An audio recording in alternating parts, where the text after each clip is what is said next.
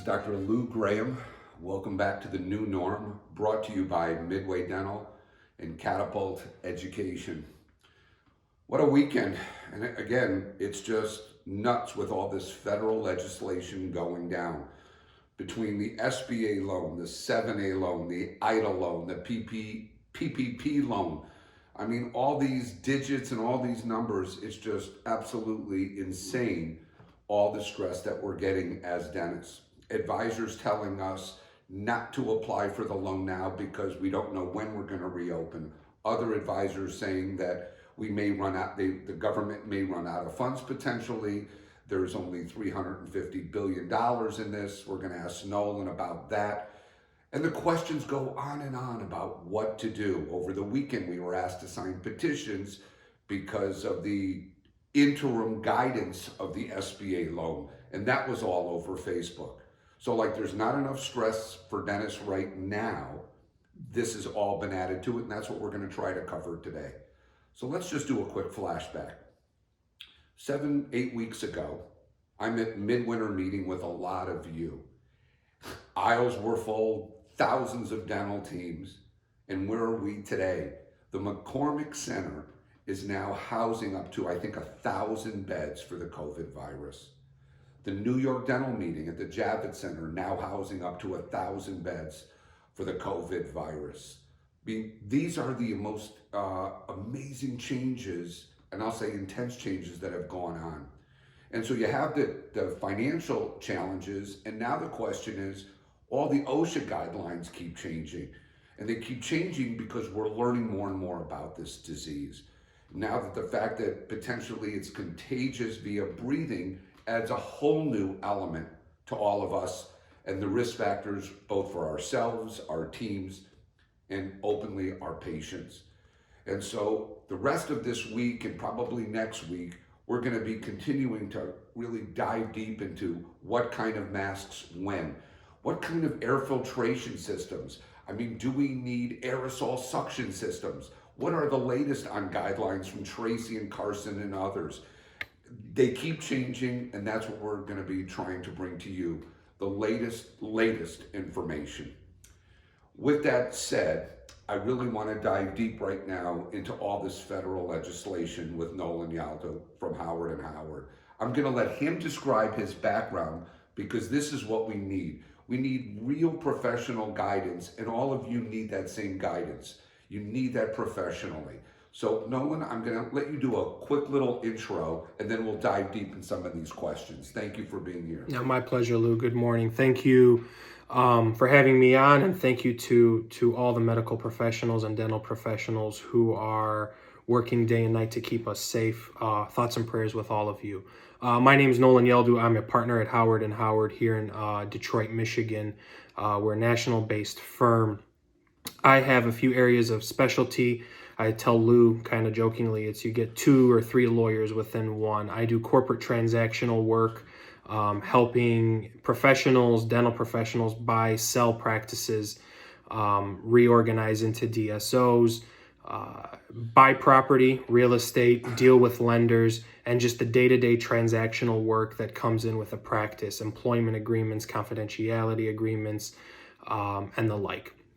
I also have a Master's of Law in Taxation, so I have a specialty in tax law, helping clients with tax impacts of transactions, trying to do things in the most tax-efficient manner, and then just general day-to-day tax planning.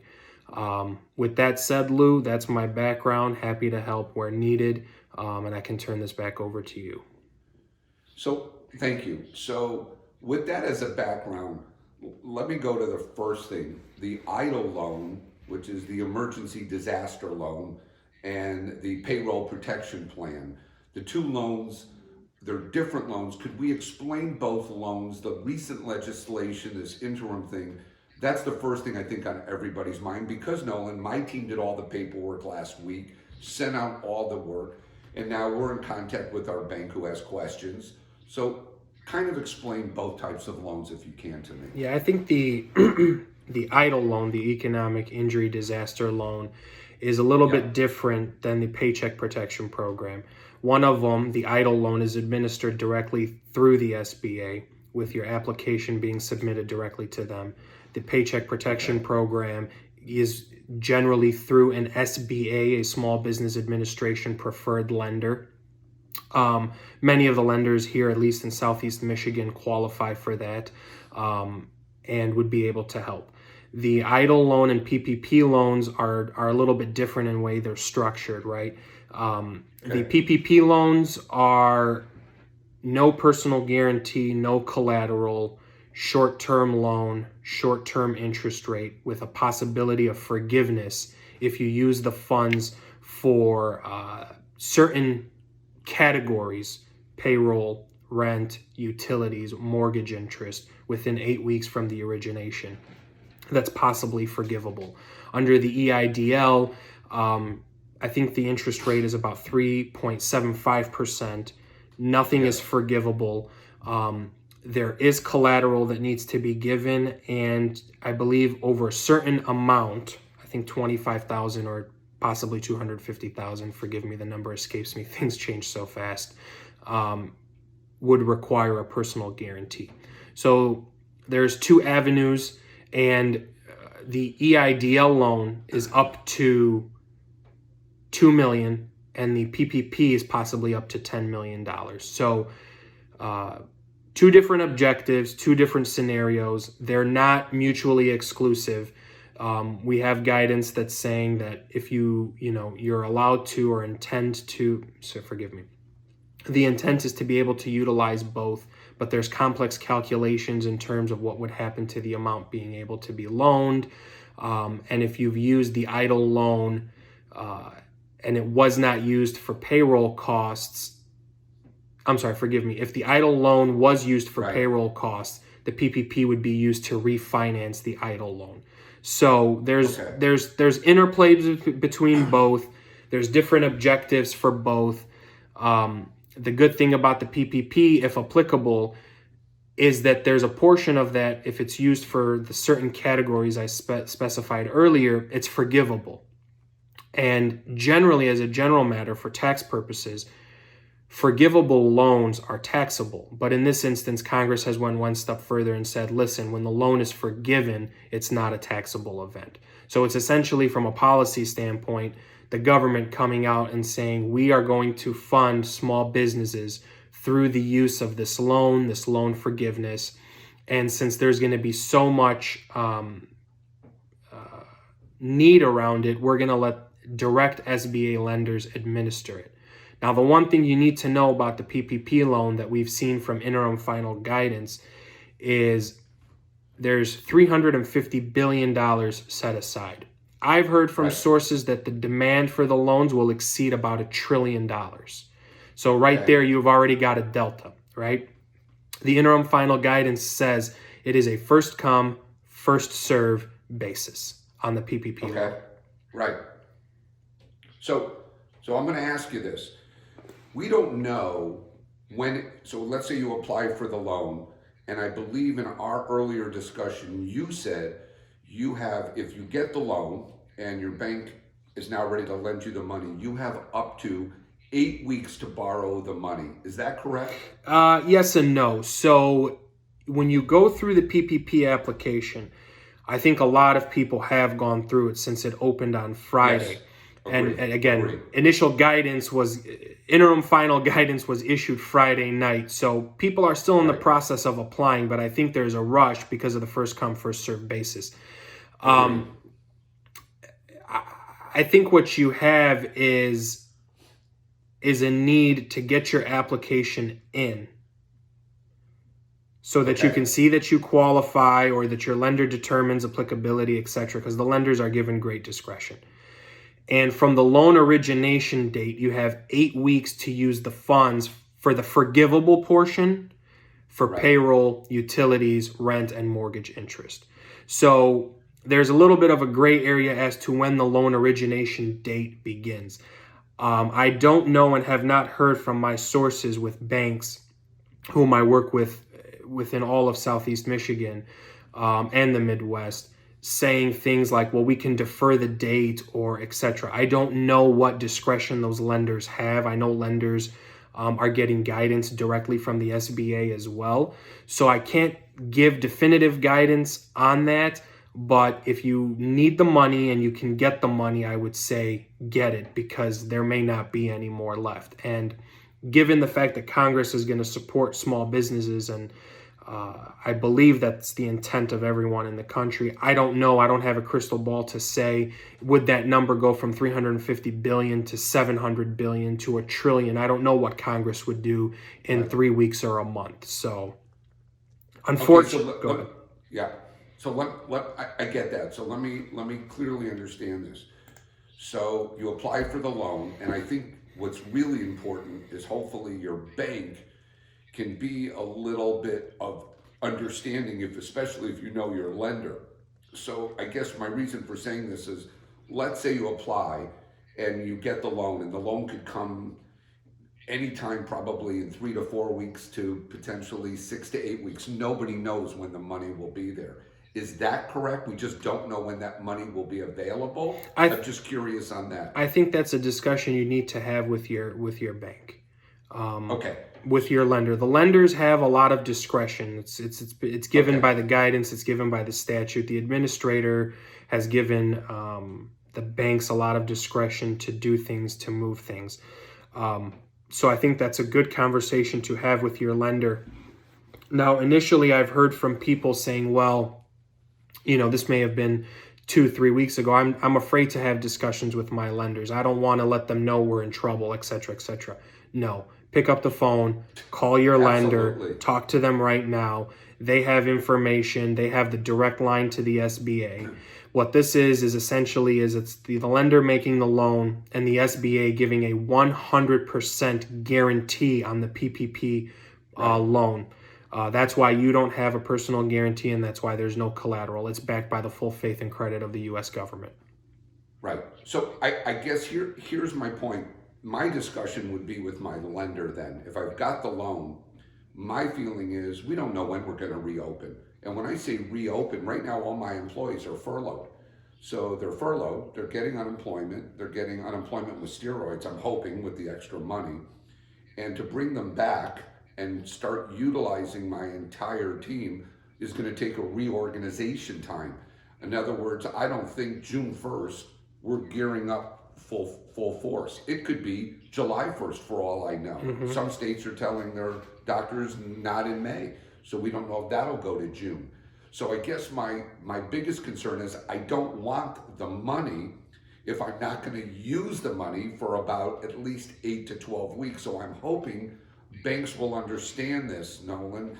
And so when I do need the money and I can bring my teams back and get them off unemployment, that becomes the critical aspect for me, because if I bring them back now and we're doing emergency dentistry, then I'm going to run out of the money that I really want when I reopen to do elective dentistry on whatever the new norm will be there. Do you kind of understand me on that? Yeah, I do. So I think there's two points I would have there. Number one is talk to your lender, have that discussion.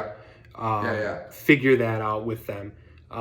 Number two is there's a potential that if the money is not used when the loan is originated within the specified 8 weeks for the forgiveness portion, that the loan becomes a low interest loan that's not forgivable. So that's another consideration. So if the thought is, well, I can possibly do this, or I would need the money in a couple weeks, have an honest discussion with your lender in terms of when you need the money, how you need the money. And I think the issue there becomes it may not be forgivable. But at that point, you have to ask yourself, well, now I have a 2-year term for X dollars at a very low interest rate. Can I float that when the practice is back open? And I think the answer there is it's probably better than any financing that you're going to see or have ever seen in any of our lifetimes. I couldn't agree more. I mean, I think you'd be crazy not to apply for this because it's a 1% loan. Yeah. And whatever's not forgivable, you want to max on that, but whatever's not forgivable, it's still 1%. And if we have to buy equipment, we have to buy new things for the new norm, it's at 1% versus financing through whatever finance company at 6, 7, or 8%, or whatever that percentage is. And I think you would agree with that. Yeah, I would definitely agree with that. There are restrictions on how the money can be used in the PPP program. It talks about capital expenditures. I'm just trying to look at some of my notes. So overhead costs, but there's some planning. There's planning opportunities. You mentioned earlier that there's unemployment, juiced up, and the federal government is giving $600 a week for unemployed individuals who are getting unemployment through states. So that helps in terms of keeping your staff with wages, getting them paid. Right. So that's another good portion of the program. And I think there are, as part of the CARES Act, some other additional measures that the government has gone through that we can talk about as it relates to business tax stimulus and individual tax stimulus. So we can get into that. Right. Exactly. So let me ask you, I know you're on a time crunch. Would you rather go to the next topics that you wanted to bring up? You tell me based on your time crunch. Yeah, I could give a high level overview because I really want people to be aware of some of when the dust settles on the EIDL loans, on the PPP loan, there's still some meaningful opportunities for planning. I'll highlight some of these at a high level, and always available to come back and talk to you, Lou, and talk to any of your members. There's an employee retention credit, and essentially what that credit does is it's a refundable tax credit, approximately $5,000 per employee. Wow. But as you have to qualify for possibly two ways as an employer. One, your business has been suspended or idled as a result of government order, or you have a decrease of more than 50% in your gross receipts on a year-to-year type calculation, right? There's a measurement period that you go through. But in that instance, if you're still paying employees who are idled, you can get a tax credit. And what the government is saying from a policy standpoint is, listen, if you're making payments and your business has been idled, we're going to try to help you with respect to tax credits that are refundable. Now, there's silver linings, if you're over 100 or under 100 employees, in terms of how the credit can be used, whether it can be used for an employee that you're paying that is idled or that isn't idled. But obviously check with your advisor in terms of how that could be useful for you. Go ahead. Wait, what was that called again? It's called the Employee Retention Credit. Okay, employee retention credit. Okay, that's new to me. Correct. Another one. Okay. So another thing that is also going to be beneficial to small businesses is the deferral of certain tax payments. What the government is now allowing is FICA taxes that need to be paid through January 1st, 2021, or essentially December 31st, 2020. That tax payment will be split up into two. One portion of it will be paid December 31st, 2021, and the second half of it will be paid on December 31st, 2022. So your FICA taxes that are due for the fiscal year, calendar year, the calendar year 2020, are going to be split up into two payments, one made at the end of 2021 and one made at the end of 2022. Again, with the hope of keeping cash flow within a business. So Nolan, does that mean I've got to be putting that money aside because in 2021 and 2022, I've got kind of a big FICA bill to pay? Correct. Am I off on that? Yeah, it's not forgiving the FICA bill, it's deferring the bill. So if you know what your bill is, you cut it in half. The first half is due at the end of 2021. The second half is due at the end of 2022. That money is still due. But what the government is saying, use that money today to fund your business, pay us back later. It's kind of an IOU. Wow, I hear you. But boy, that could be, practices are going to have to be pretty aware that bill is going to be, there's management. There's a lot of internal management that needs to come with this. Also, now everyone should be aware that the tax deadline filing has been moved from April 15th to July 15th. But I want to make one point very clear, and I haven't seen any guidance on this, that taxes are due July 15th for 2019, right? Your first payment, your quarterly payment, is also due July 15th, okay? Yep.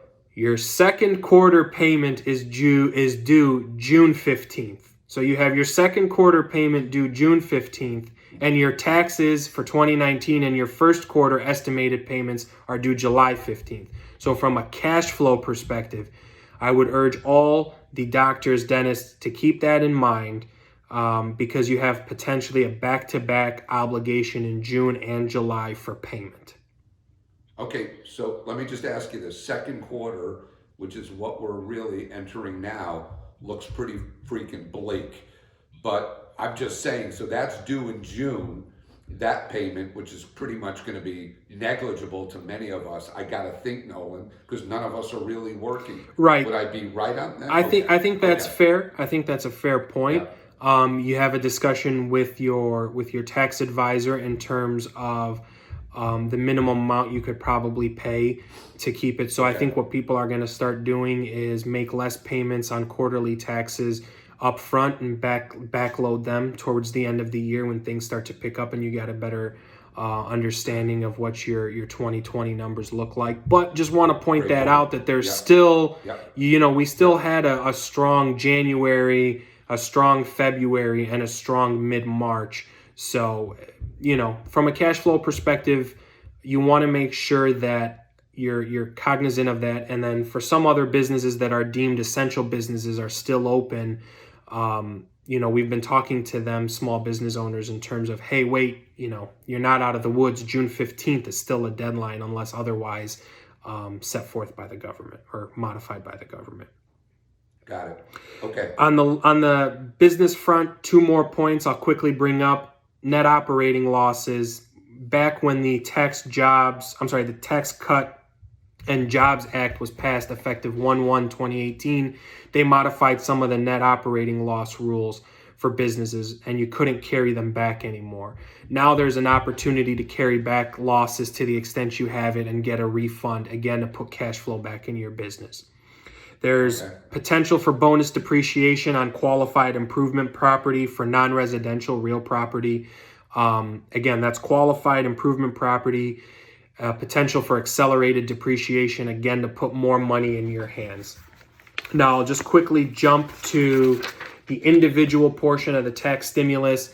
There's 2 points I want to highlight. One, I think everyone is aware of and has been hearing of the rebates for the individuals, the $1,200, so to speak, that the government, the IRS, is going to put back in people's pockets. What I want to say there is may not necessarily apply to the dentist because the income levels may be excluded, but this is important for your employees. And what I've been getting calls from HR departments are, help me educate my employees on this so that they feel comfortable in terms of what they should do. The second thing is as it relates to the doctors and dentists, there were loss limitations for non-corporate taxpayers, again, that was modified in the Tax Cuts and Jobs Act in 2018. Now that's been removed, which essentially would allow dentists to, if they have individual losses that have been carried over, to make use of those losses. So that's another planning technique, again, to keep cash flow within the hands of the dentists and the businesses. So I'm definitely available at some point. I know there's a talk of a fourth stimulus package. I'm all over it. I've been sending out e-blasts, I know, to you, Lou, and guidance that I've been giving to my clients, but happy to answer any more questions that you have. We'll keep an eye on the fourth package or potential stimulus, and I wish everybody the best of luck in this crazy time, and all the health and happiness in the world. Nolan, thank you. I'm going to just tell you this. We're going to have to get you back because this keeps evolving, and I can't thank you for your time. Truly mean that.